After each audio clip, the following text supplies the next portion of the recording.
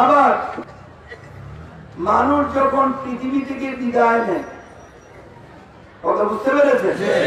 এই যে কবরের মধ্যে লাশ শোয়ায় না, এই লাশ কবরের মধ্যে রাখার আগে নবী মুহাম্মদ রাসূলুল্লাহ সে লাশকে রিসিভ করেন। এই ক্ষমতা আল্লাহ রাসূলকে কে দিয়েছে? অস্বীকার করলে ঈমান থাকবে না।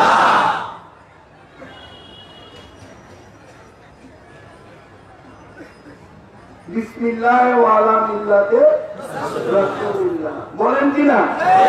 বিসমিল্লাহ ওয়া আলা মিল্লাতে বলেন কিনা? এটার অর্থ হচ্ছে রাসূলের হাতে এই লাশকে দিলাম। আর নবী মুহাম্মদ রাসূলুল্লাহ কি করেন? কবরের লাশ পিঠ লাগার আগে তিনি আল্লাহর কুদরতি ক্ষমতা, যে আল্লাহ তাআলা আল্লাহ প্রদত্ত ক্ষমতা যে আল্লাহ তাআলা রাসূলকে দান করেছেন, সেই ক্ষমতা বলে তিনি রিসিভ করেছেন। কথা বুঝতে পেরেছেন? যার কারণে নবী মুহাম্মদ রাসূলুল্লাহ হচ্ছেন শফিউল মুজনিবিন। দুনিয়াতেও তিনি আছেন, কবরও তিনি রিসিভ করেন, আবার হাসরের ময়দানে তিনি আমাদের সুপারিশ করেন। এই ক্ষমতা আল্লাহ রাসূলকে কে দিয়েছে? উচ্চ স্বরে সবাই বলে আরো জোরে আল্লাহ। এই ক্ষমতা নবী মুহাম্মদ রাসূলুল্লাহকে কে দিয়েছে?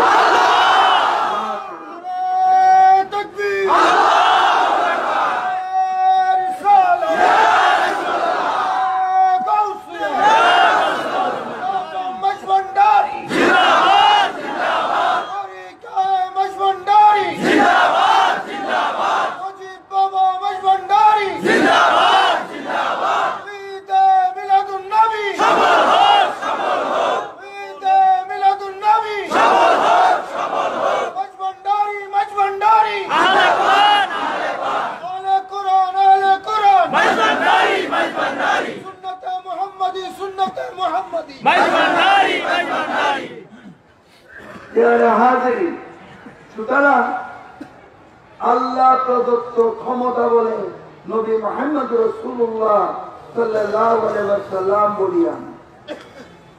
এই ক্ষমতা হুজুর কুল্লুস সাল্লাল্লাহু আলাইহি ওয়াসাল্লামকে আল্লাহ দান করেছেন। কথা বুঝতে পেরেছেন?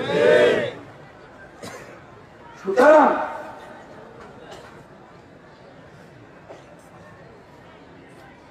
যে রাসূলকে প্রশংসা আল্লাহ নিজে করেছেন। কিভাবে করেছেন? অনেকগুলা আয়াতে কারিমা রয়েছে, আমি একটা আয়াতে কারিমা দিয়ে বুঝিয়ে দিচ্ছি। বিসমিল্লাহির রহমানির রহিম।